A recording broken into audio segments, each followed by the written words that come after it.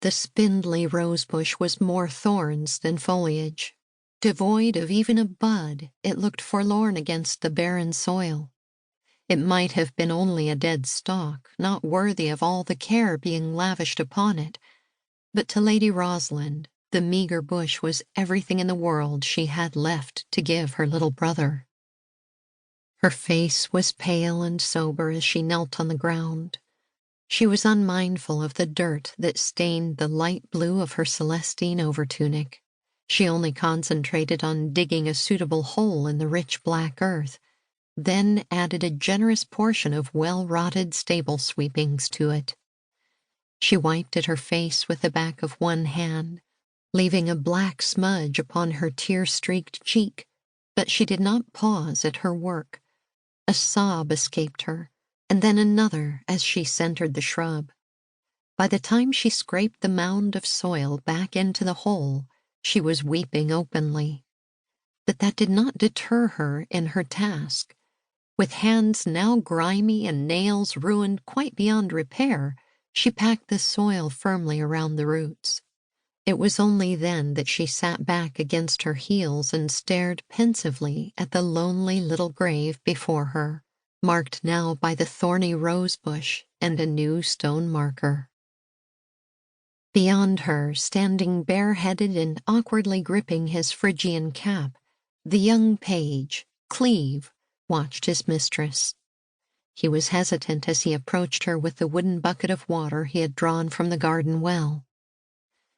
"Shall I water it now, my lady?" he asked in a hushed tone. Rosalynde looked up at him.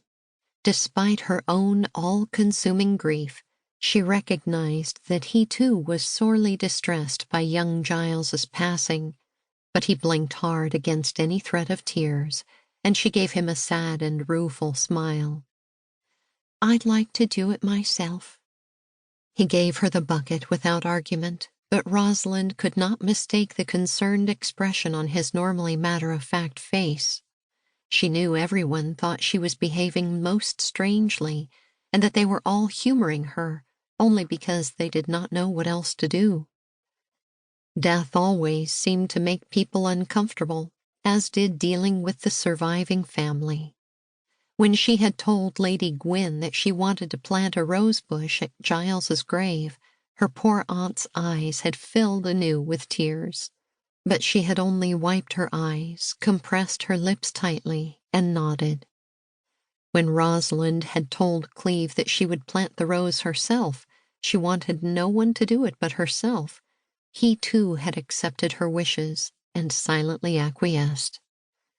But now, as she carefully poured water around the spindly plant's roots, she felt as if this gesture of hers toward her only brother had all been for naught.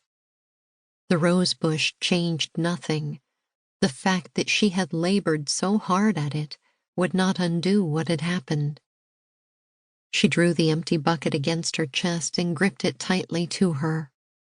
Giles was still dead, still lost to the fever that had racked his frail body for 3 torturous days.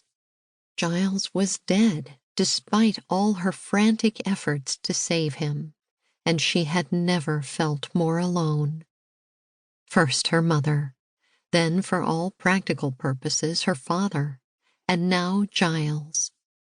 Despite her aunt and uncle who had been so good to her, she could not help but feel utterly abandoned.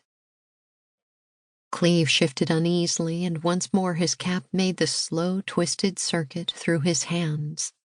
Aware of his discomfort, Rosalynde took a slow, steadying breath.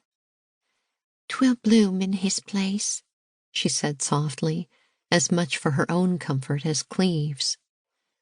"I know it looks quite meagre now, but by summer's end—" One last sob caught in her throat, and she forced herself to look away from the lonely little grave. "Please, milady, come along now. Let me see you back to Lady Gwyn and Lord Ogden. Your aunt was most concerned that you should rest." He took a hesitant step toward her small, bowed figure. "You're finished here now. Come away."